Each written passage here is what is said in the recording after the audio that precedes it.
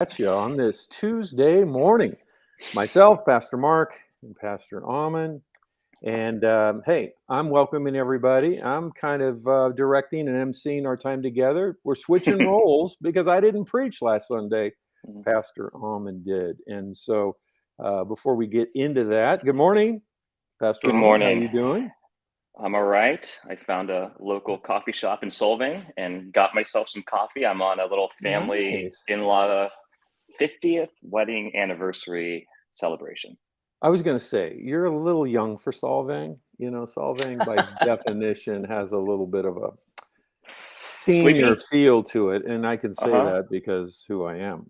But not that I hang out there, but I think the windmills are still there or whatever. I don't know. 100% they Are are. they? Okay. Yes. All right. Oh Well, yeah. good. Oh yeah. Well, a couple things. We always want to remind everybody that's logging on right now or watching later is don't forget to be part of our PCC Facebook group. That's Yeah. different than this Facebook Live. This is something you don't have to join, you don't have to be part of. You can just watch it and move on.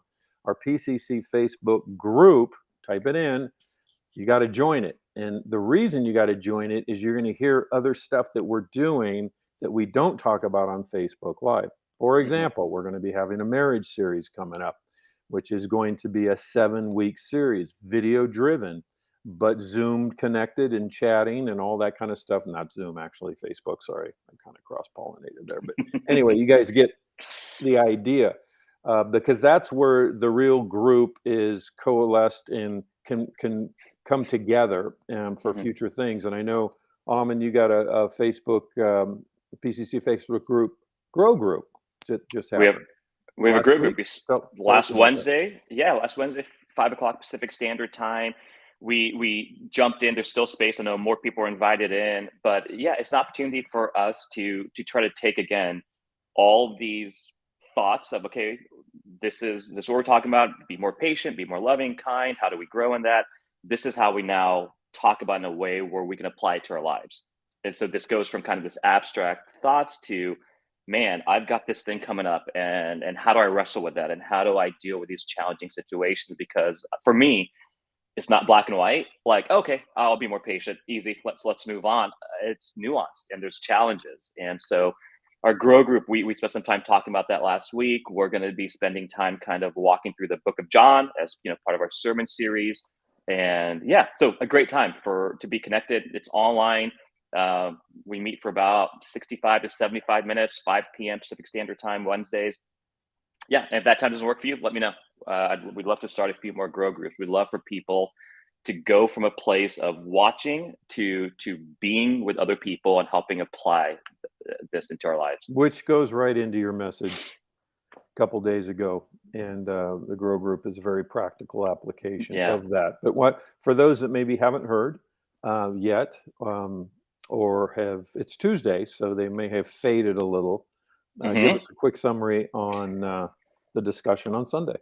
Yeah, thank you. Sunday. So yeah, it was great. It's a really convicting message for me, which is why it was fun to share it because usually if it's coming from a place of like I'm working through this, it usually flows better. But talked a lot about this reality of what Jesus kind of calls us to, kind of umbrella all of what Jesus does. Like, what is the things he's calling us to? And the way we summarize it were 3 points that I believe he calls us first to be with him, and then he calls us to become like him, and then he calls us to now go out and do the things he does. So to be with him, become like him, and then go out and do the things he does. What is the hinge of all this is all of these things are meant to happen in the midst of community. That every invitation Jesus gives to come and follow me and come and be with me is immediately an invitation to come now and be with others as well. That Jesus doesn't set us up for a life of isolation or being alone, but he invites us into a life of being with him and being with others. So just to recap for a moment, Mark chapter 1 and Mark chapter 3 were kind of two good places where we see this as Jesus calls his first disciples. And in Mark 1:16, it says Jesus walked beside the Sea of Galilee. He saw Simon and his brother Andrew casting a net into the lake, for they were fishermen. Come and follow me, Jesus says, and I will send you out to fish for people. They left their nest, they followed him. He went a little bit further. He saw James, son of Zebedee, and his brother John in a boat preparing the nets. Without delay, he called them, and they left their father Zebedee in the boat with the hired men and followed him. So even right there, you see he called them, but now they're together. He didn't call them and send them off individually. He said, "Be with me," but also now you're to be with others. And then quickly in Mark chapter 3, this is where Jesus calls his disciple. He goes up to the mountainside to pray with the Father. And then it says, he called to him those he wanted, and they came to him. He appointed 12 that they might be with him and that he might send them out to preach and have authority to drive out demons. And so, even from the very beginning, as he begins his public ministry and calls these guys who really didn't know what they were being called into, he's setting them up to live this life together and to be people that know him together, grow together, and go out together to shine his light. When he sent him out, how many did he send? He in Luke chapter 9, we see he sends out 12. In Luke chapter 10, we see he sends out 72. And what we infer from that is that this is just a reality that, yes, it highlights these two places, but this is the call that Jesus was giving, was to be sending. And later Mhm. in John, which we haven't gotten to yet in our sermon series, Jesus says, as the Father has sent me, I am now sending you, and doing so with authority. And of course, it gets to the Great Commission, where he tells us to go out. So the call of Jesus to go out is just continual. And yet we get to see these glimpses with the disciples of how that was playing out in their lives. Mhm. Yeah, and even that, right? He sent them out 2 by 2. And Hmm. interesting that on the front end, he welcomed at least a few of them in 2 by 2. Um, what is that, do you think, modeling? Because effective ministry, he didn't say, "Hey, you know what? Let's take the 12, and you take that road, you take that road. We'll cover more ground if we separate." Yeah. Yeah. He said, "No, we're not gonna separate. So really, we're gonna take the 12 and reduce it to 6 Hmm. teams Hmm. to do ministry." And we could talk about what kind of ministry that is. Um, is there a pattern there, you think, for us that was intentional by Jesus? And if so, what would be the practical application for us in the 2 by 2 world? The way I've always seen it, and yes, I think absolutely we can learn some practical realities. And so, like, let's even go wider lens, right? He sends out the 72. Well, I thought he only had 12 apostles. Yeah, but he had so many other followers. He had hundreds and hundreds of people that were following him, and he would call and he would disciple. And so you have this group of 72, this large group in this moment in Luke chapter 10. He sends them out, that 2 by 2 by 2. We have this large group. You have a smaller group of the 12, right, that are in the midst of all of that. And so for me, the question always is what are those different layers in my life? What is that larger layer where there's just a greater sense of purpose and unity? And church, is such a great example of that, a community of people kind of on mission together, that we have a call, and we all come to church together, and we all have a mission together of what we're trying to lean forward to do in this world. Then you have a smaller group, and that can be like your small group, your grow group. Okay, who are the 8, 10, 12 I'm kind of walking with? And then you get even tighter into this group of one or two. For me, it's been one or two or three other people, other guys that I've walked with in my life. And the difference is, every step of the way, you get deeper and deeper in intimacy, in accountability, in being known and not being anonymous. And I think there's something to be said about that. That who are those Well, people? let's go down that road. Something to All right. be said. Um, some people may argue it's overrated. This deep intimacy. People are a hassle. Their Yes. work. Uh-huh. The more you get to know somebody, the more of a struggle it is. And it's easier to be with me, myself, and I. So why hassle that? Did Michelle email you and tell you these things? This sounds very familiar from comments I've heard in my life. You are a hassle. It is so much easier. It's true. I mean, let's acknowledge that it is true. We are messy.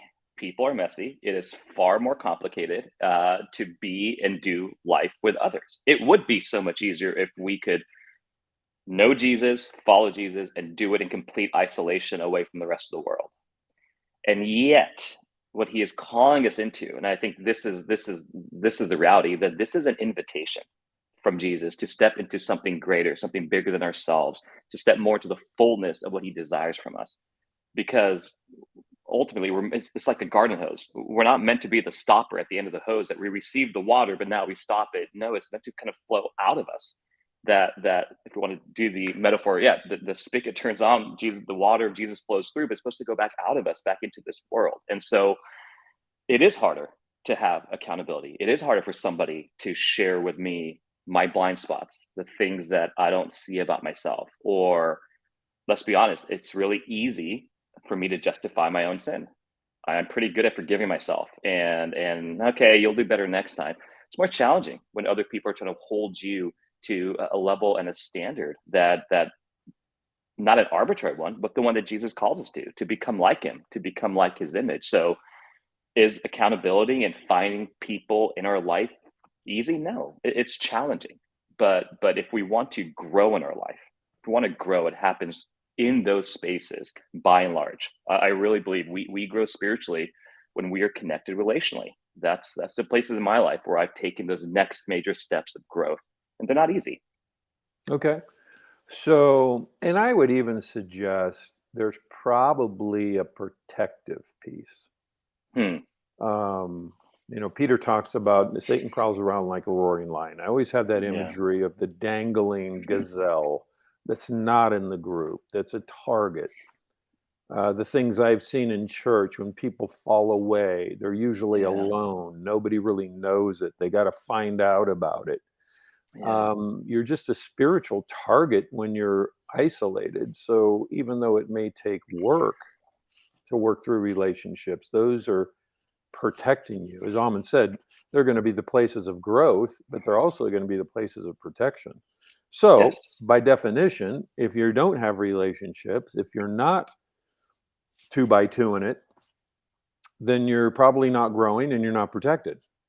Yeah. So, you mentioned accountability. Now, um, that can be a loaded word. It's very Very Christian Christian. based. You have accountability in your life and all that, Yeah. and then if you're my accountability partner and we can meet for coffee, I could lie through my teeth the whole time just to Sure. get through the meeting because I had a bad week and I don't want to admit it and it's too embarrassing and I'm not at that level.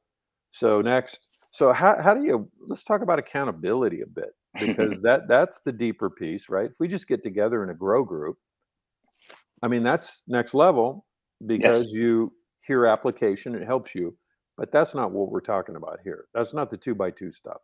Hmm. So Yeah. Ha tell me your approach to accountability and what you've seen. I would agree. It's a loaded word. I would agree that there's I've seen an experience, and if you around the church for long periods of time, you've seen how it can be done poorly. I would say that the first way to think about it is if I'm looking at my life right now and I'm kind of examining Amen and okay, who in my life has permission to speak into my life? Who have I given permission to that they could speak into my life? Meaning for me, who do I trust? Who do I who do I trust? Who do I know loves me? Like if they speak anything to my life is coming from a place of love and care for me, not an agenda of like, well, you should be nice because when we hang out, you're not that nice and it's not fun to be around you. Okay. No, I love you enough to say something and I have nothing to gain from this besides wanting you to grow. And so it kind of begins with that mindset of like, okay, who in my life has permission to speak into my life?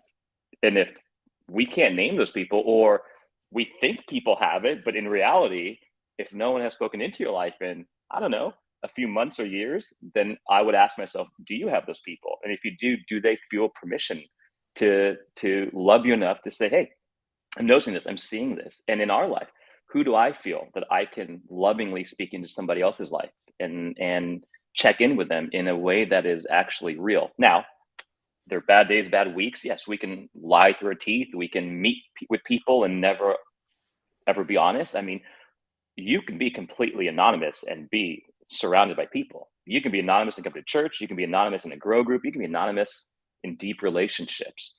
So ultimately, it is: are you willing to, and do you desire to step past that? Like, are you looking for more? And I would argue that more comes from what we're being called into, which is others. So it's a risk. It's a huge risk, and it's hard, and it's not easy. You know why? Because we're all messed up, because we're all sinful, because we all have our own baggage and our own stuff. But it's finding ways to try to build that trust with people and to try to build that relationship. It doesn't happen overnight. You don't walk into church week one, your first week there, and say, "Hey, I need somebody who's gonna keep me accountable this week." I mean, you can try that, but ultimately, it comes from being known and stepping out and trying to find places to build community, and hopefully, from that, you can go from the 72 down to a smaller group of people that you just trust, and you look forward to them speaking to your life. Mark, let's just be honest. You are that for me. You've been that for me for 2 years. You're somebody that I look forward when we meet and talk and have those conversations of you speaking into my life and helping challenge me and grow me. And you can be honest. I've pushed back. I've been like, but there is such trust I've been able to develop with you in 2 years that's really, for me, has been places where I can see that I've grown. But you have to grant that for sure. Yes, I And gave you that's, permission. yes, and then that's the risk. And that's the hurdle that probably everyone will have to get over in order to enter into this It's far easier. two by two mindset. It's far easier to be alone. But ultimately, is it? Are you stepping into the fullness? And some of it's personality driven. Of Some course. people are just introverted loners, and some people are extroverted, have relationships everywhere. Now they may not be that level deeper. Yes. Um, yeah, as you talk about it, I start to think, okay, let's start. Do I have a good friend? I Hmm. mean, just a friend. Hmm. Do we even have good friends today? When we were growing up, when we were all kids, we had the good friends, and then we had the kind of friends, and then the ones you avoid. But your good friends, you spent time with, you did life with, you were two by two in it. Yes. I mean, Whether it's on an elementary school playground or whatever. And then something happens when you get older, and maybe it's getting married. I don't know. It is funny because everyone, I could ask anybody, I can ask you, Mark, right now. I can ask Shelby, who's also around and with us, like, who was your best friend growing up? And you'd be able to answer that question. Everyone had a best friend. My best friend was Joel. He was my best friend. I think he had other best friends. That wasn't fun, but he was my best friend. And yet we get older, and if you ask me right now, who's my best friend? I'd be like, I don't know what that even means. I know. I I have a know. lot of people that I'm close to and who we do life with, and a lot of levels. It's way deeper than what it was in elementary school. But something shifts with us as we get older, and friendships get harder. And yeah, I don't have an answer to that. I just think it's funny that we all used to have best friends, and now if somebody my age said that so-so was your best friend, I'd be like, that's a weird thing to say. I don't know. It sounds weird to me now. Well, at a minimum, it means you either have or are spending time with them, Yes. to the point Yes. where, like, everybody knows I was in a band, and I was in a band, and we did 6 records together, we toured together, we fought together, we prayed together. They're I don't hang with them now, but they're Yeah. like my brother or my cousin or my sister. I could just see them tomorrow and pick right up. So, but that requires time. But let me say this, this was a challenge for me as I grew in my faith. So from like my mid to late 20s kind of on, I grew up with an amazing core of guys, 4 guys that I met in elementary school. We were all in each other's weddings. We all still text and talk every week. I mean, these again are guys from third grade, sixth grade, seventh grade, and no one knows me as well as those guys do. And it's been beautiful to do life with those guys. They're not around me every day. So the update they get on my life is what, once a month, once every few months, once. I mean, we text here and there, but I'm talking like the real conversation. So for me, though, I would say, oh my, those are my brothers. I still have to lean into and find relationships with the people who are in and around my life on a more regular basis, because otherwise, it's just really easy again to be anonymous and to, okay, what am I going to share? You know what I mean? If I only connect with you once every few months, so it's Yeah. you may have these deep relationships with people, but we also need to find people who are more connected to our regular life, who are seeing the ins and outs of our days and our weeks, because that's where we can really grow and people really see what's going on with us. Interesting. Yeah, and it's hard if you've been burned. Yep, let's go there. If you've been burned by somebody you thought was one of your two by twos, or Yeah, um, yeah, and then it blew out, and you know, first time it happened, shame on you. Second time it happened, shame on me. Right? That yeah, can be the response there. Like, yeah. I ain't going there again because I danced naked on the table and I got burned for it. And how do you get through that? Those are some of the deepest wounds.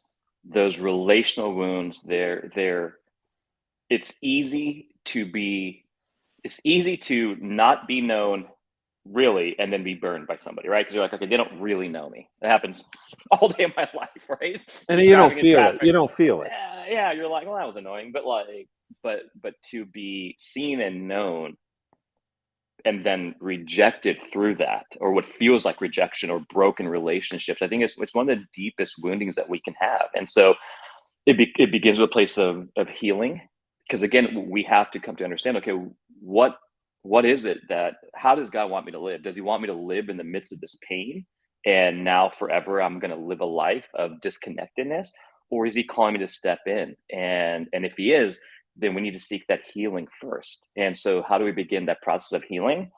And then ultimately, how do we, again, it's a risk, how do we begin taking steps again to build community? But there's no easy solution if we've felt pain like that. The question is that the place we want to stay forever? Is in this isolation now of like, this happens, so now my reaction is going to be go over here. And how do Sure. you begin finding ways to rebuild that trust with people? It's not easy. That can be a long process. But like most places of my life of healing and growth and places of pain, it takes work. So it's just like my walk with Jesus. It's progress. I'm not going to be perfectly there, but I wanted to make progress. I want this to be a process. So baby steps, baby steps, baby steps. But Hmm. we have to pursue those. And again, our instinct, it is far easier to be anonymous. Which means you won't grow, and which means Yeah, you won't be protected. So there's the dilemma yeah, of the easy, right? It's easy not to work out, and it's easy to eat donuts, yes, but you're not going to be healthy.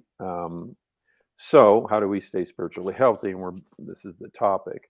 Um, and maybe if you've been burnt, there are adjustments to be made hmm, before your next attempt.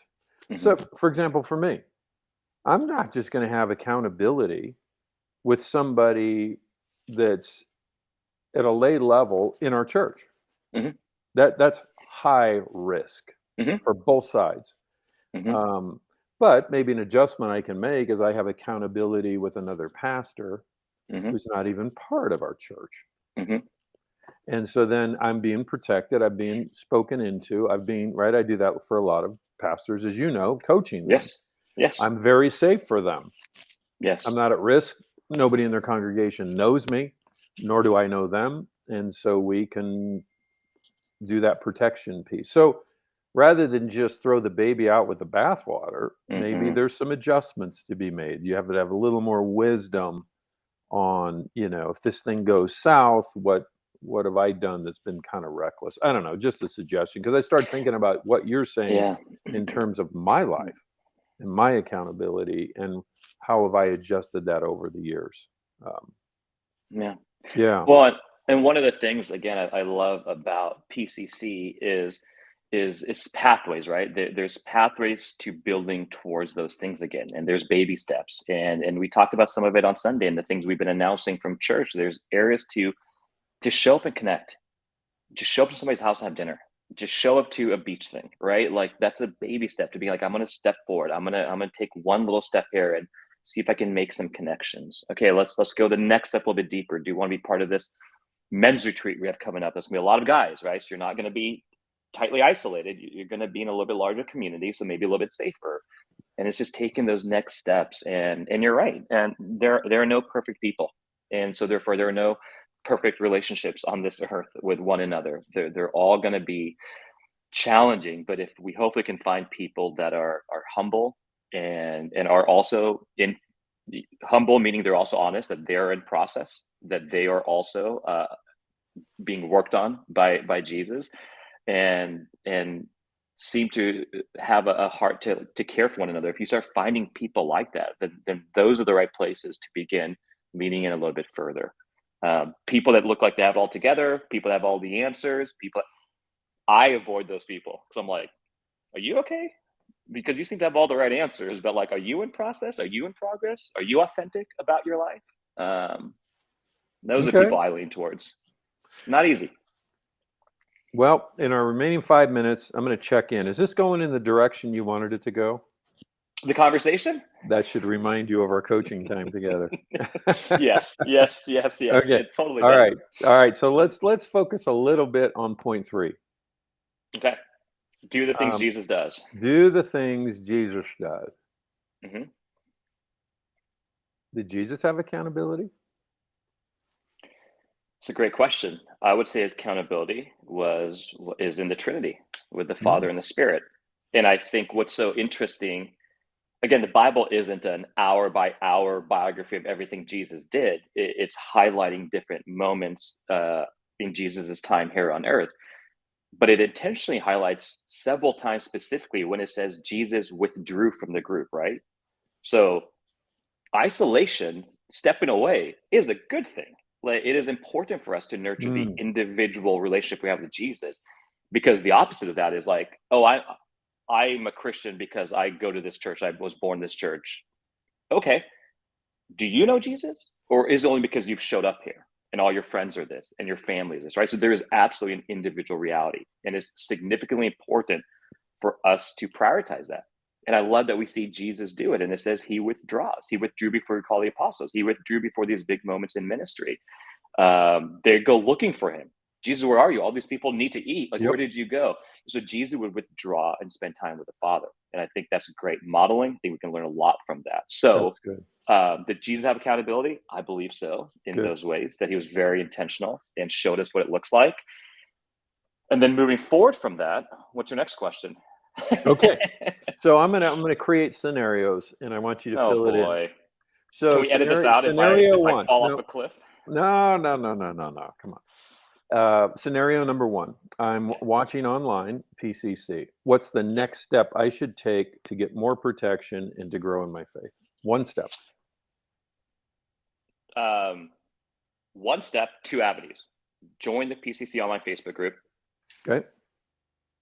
Trying to build community. Trying to take a place from how do we go from this virtual. Our lives have changed over the last several years, and now it's beautiful that we have opportunity that we can lean in and be part of a community 100 miles away, 1,000 miles away, and be participating through that. That's a beautiful thing. The other side of that is it can rob us of community, of what it looks like to try to do life together. And so, one avenue of the one answer is take a step to be known, to say hi through the PCC online Facebook group, or email me. I'm the online pastor. I am the pastor of the people who are watching online, for the people that tune in to this later, to say hi. Because what are you doing when you're saying hi? I'm here. I exist. I don't want to be anonymous anymore. It doesn't mean you're committing to Pastor Ahmed is going to call you up on the phone and try to hang out with you. No, you're just saying I don't. I'm one of the people who's watching online, and this is Okay. where I am in my season. So So the there's the answer, specifics. Yep. If I'm watching okay. online, the practical step to applying this message that Hmm. Pastor Alman spoke is joining the PCC Facebook group or Hmm. emailing him. That's the practical application. Yep. Otherwise, you didn't apply it. Okay. So if you've done that and you're already part of that, Hmm. what would be my next step? The next step is finding a way into, if you're an online person, then it's now okay. We are known, and now we need to try to find ways into community.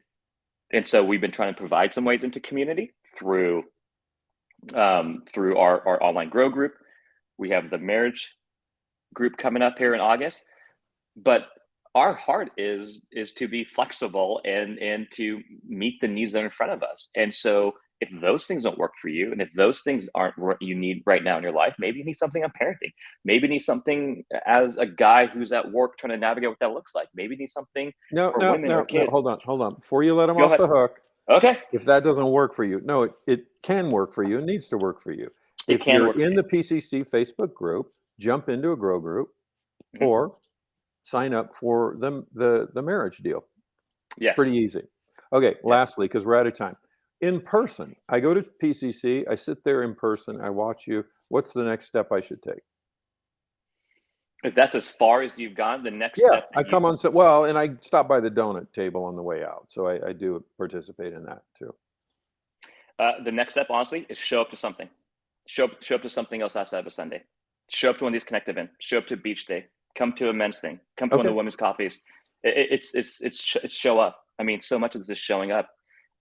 Show up to something, okay, because again, now we go from a room of 600 down to a room of 10, 20, 30, 40 people. Okay, got it. another step to be known. Very practical, and I appreciate that. And we've already diced up that if you do have somebody in your life and you showed up to things and you're gone to that next level, it's time to get into the accountability and go a little deeper. So we Yeah, won't belabor that yeah. other than to say thank you, thank you, thank you. It was a great message, very practical, as we highlighted. Something for everyone, no matter where you are, whether you're a first time visitor or you've been at the Hmm. church or involved in the church for 20 years, there's a step to take. So Yes. thank you for sharing that from your heart because I do know it comes from your heart. This isn't just a message, this is something you've lived and experienced. So, Yeah.